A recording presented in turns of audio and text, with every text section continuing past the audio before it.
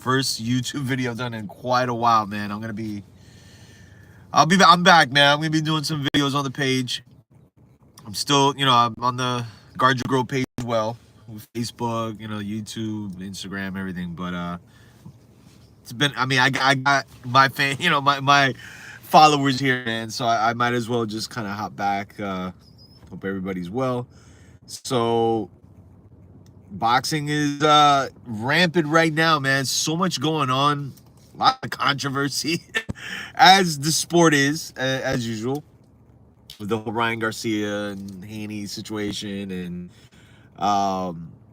lots of fights on the horizon, lots of moves, lots of changes going on in boxing.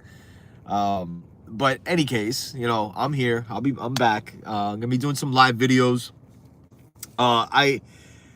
For a lot of y'all that follow us on the Guard Your Grow page, I do content on the Facebook page, but Facebook,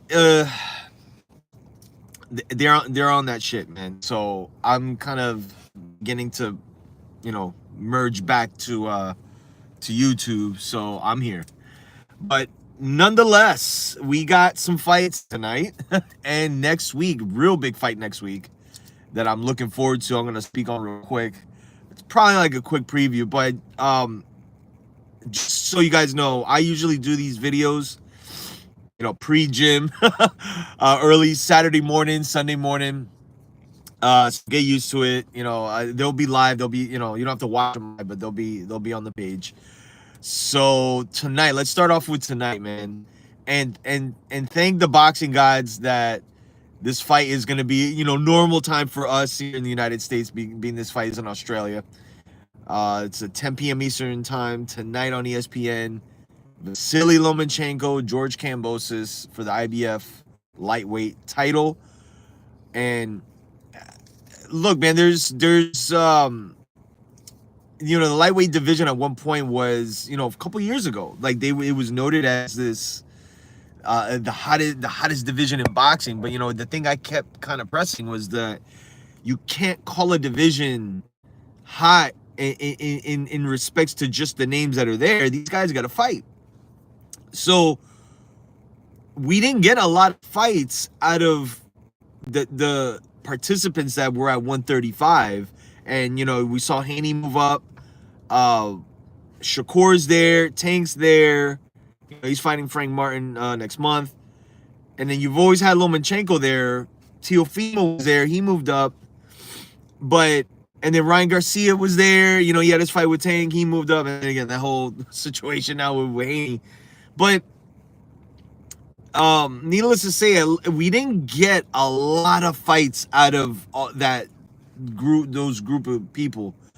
But now you look at 140, and 140, the list of champions there, I mean, you make 4 or 5 fights out of those, but are we gonna get them, But any case, being that Haney moved up in weight, the titles that he was undisputed. They got all kind of liquidated, spread out. Shakur's WBC champ now.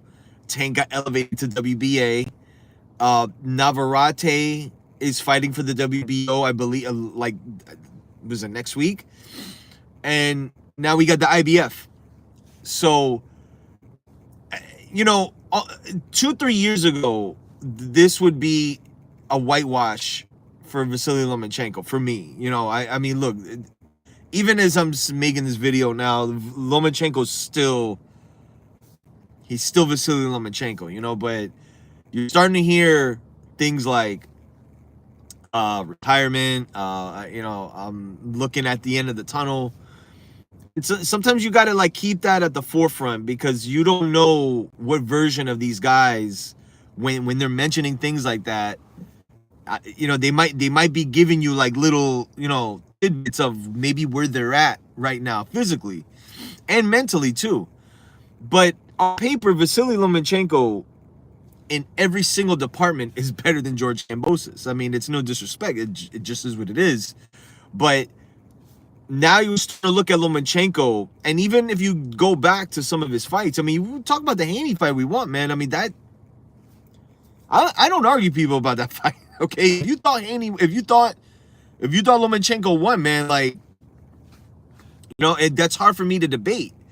It really could have. It really depends how you saw that fight play out. But I've talked to a lot of people that believe Lomachenko won. So like that's people are still putting Haney up there. I mean, Lomachenko up there respectfully. But the truth of the matter is, Lomachenko, we probably have seen his best days. Okay, I think he's a little slower on his feet. He's still a skilled fighter. That's the thing, man. It's like he's still a very skilled fighter, but at this stage of the game, man, I think we're starting to see like a tad bit. It's what I say with Canelo, same thing. I mean, he's still a great fighter, but I think we're starting to see a little bit of a. Is George Kambosos good enough to kind of capitalize on those things? And it's tough to gauge, man, because if you really, really, really think about it, George Kambosos' claim to fame is beating Teofimo Lopez, who really, I mean, he had health issues, but maybe was riding off of that Lomachenko win a little too long. Maybe. So even tonight, man, I still like Lomachenko in this fight. And dare I say, man, I wouldn't be shocked if he stops George Kambosos. But my safe bet would be he wins a decision, like a clear-cut decision.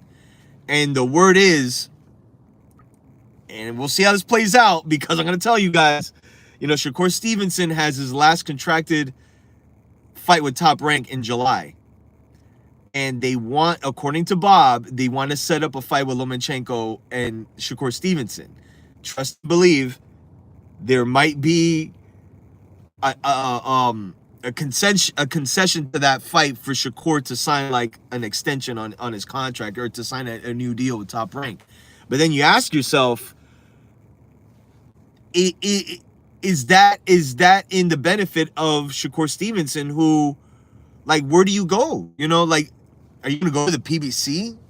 Their situation's a little shaky.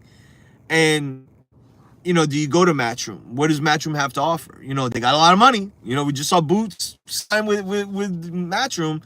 I think that's for Boots' benefit. He's going to be busy. He's going to get paid. But I think for Shakur, it's really like, who are you going to be matched up with? And I think the fight that a lot of people want to see at some point or another is him and Tank. But will Top Rank work with the PBC to make that fight happen? And equally, will the PBC want that fight for Tank? I guess we'll see. So tonight I got Lomachenko winning like a clear-cut decision, and probably like a tough fight. Not like a tough fight in the sense where, like, when the scorecards get read, you're like, oh, I just think it's gonna be a hard-fought decision by Lomachenko, who's probably at some point there's gonna start to be a gap, where you'll see, the skill set and the experience just sides of Lomachenko. So I expect to see that tonight.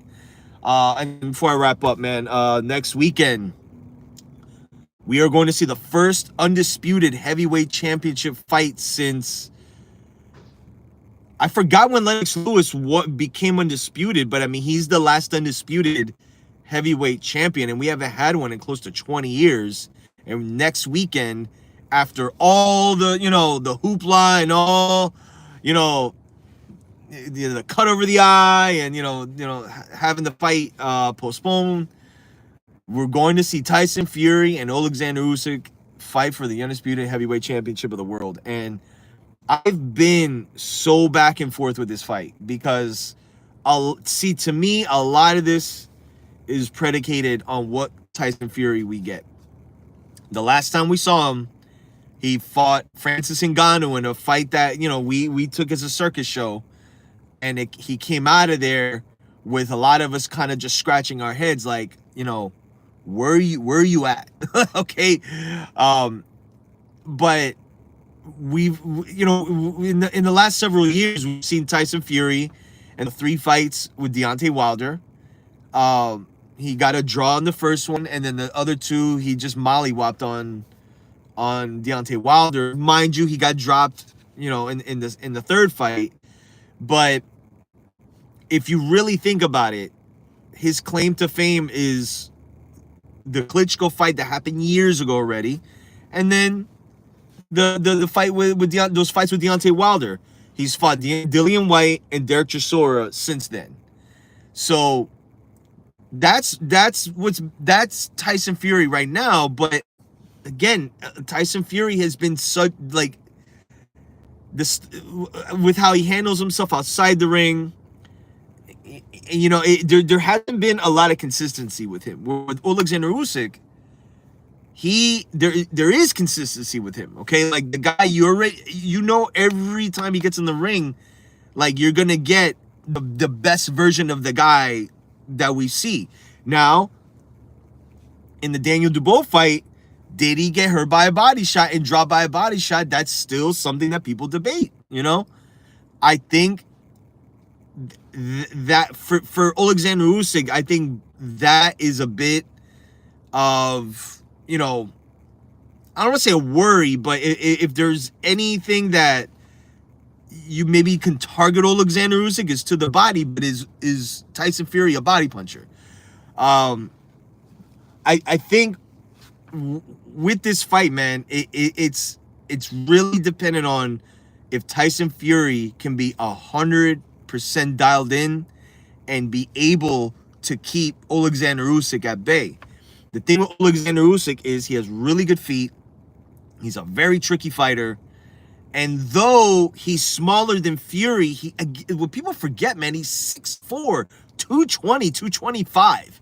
You know, Mike Tyson, I'm not comparing, but I'm saying like historically, Mike Tyson's 5'10", 5'11". He was 220, you know? It's just we've gotten so used to these gargantuan heavyweights that somebody at that size, fucking Evander Holyfield, same thing, man, like 6'4", 225, something like that, right? So, but with the skill set that Usyk has, he can cause a lot of trouble for Tyson Fury, who equally hasn't seen anybody remotely close to what Alexander Usyk is going to bring. And it could be a situation where Fury's trying to look for Usyk the whole fight, and it just becomes very troublesome. And then on the flip side, Alexander Usyk can be trying to get inside on Fury, and then Fury is just making it very difficult. I always go by the mantra of the bigger boxer beats the little boxer. But in this situation, who's the better boxer? You know, and that's the $1 million question going into this fight. And, you know, preparation is key. You look at Tyson Fury, it looks on the surface he's in shape. He's cut a lot of weight down. But then, you know, you start to ask yourself, man, was a lot of this training camp fat camp, or were they really working on stuff? Where when you look at Usyk, I would argue Usyk, there's not going to be an issue of like him cutting weight. I mean, they're heavyweights. They don't have to cut weight, but you know what I mean? You got to be in shape, you know, and Usyk is always in shape, but I think they're always working on tactics, skill, like, you know, things that are going to make them, you know, put them in position to win the fight.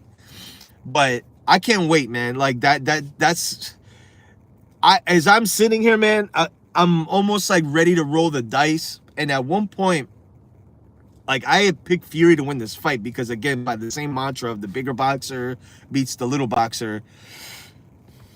But I just don't know what kind of Fury we got, man. And that's just, I'm just being 100% honest. I really, really don't know. But if I were to roll the dice, man, I'm beginning to lean towards Alexander Usyk in this fight. And I feel it might be a deal where Fury might get frustrated trying to find Usyk, who I feel is just going to... he might be a little too quick for the style that he's going to bring to Fury, who is used to just having these big guys being like right in front of him. Like Deontay Wilder was right in front of him. Dillian White right in front of him. Klitschko right in front of him. So that could be troublesome, man. It could be very, very troublesome. And I think Fury is going to try to implement the same strategies that he's done in other fights, where he just tries to use his size and clinch and kind of weigh down. That's how he got Wilder, man. He clinched him, he put his weight on him, and Wilder has like legs like this. So when those started going, it was just an easy target. That's gonna be a little difficult to do with Usyk. A little difficult to do with Usyk, who I think is just very smart, man. He's a very smart fighter. So I'm looking forward to that. I'm at this stage of the game, I'm leaning towards Usyk, but I'm gonna say this, man. Usyk equal at the same time. Fury's not like old by age. I mean, he's like what, 33, 34, but Usyk is older than Tyson Fury. Okay, he just started a little late as a pro. So, but that all being said, it's how you take care of yourself outside of the ring too, and that plays such a role in a fight, and there's been several examples of that playing out in real life, and I don't want to downplay Terence Crawford's win over Spence. I was telling y'all for years that Terence Crawford was going to beat Errol Spence, but what's on the table, unfortunately, is the fact that, you know, Errol Spence didn't necessarily take care of himself very well outside the ring, which I think parlayed into the ring. So we'll see how that goes. But in any case, man, tonight we got Lomachenko, Kambosos, ESPN, 10 p.m. Eastern time. Next weekend on DAZN. No, well, is it ESPN pay-per-view? Tyson Fury, Alexander Usyk, undisputed heavyweight championship of the world. So again, guys, I'm back here. A lot of y'all still here. Appreciate all the follows, everything. And I know a lot of y'all follow us on the Facebook. So, but I'm going to be here. But that's pretty much it, man. Enjoy your guys' Saturday. Let me know what you think. Peace.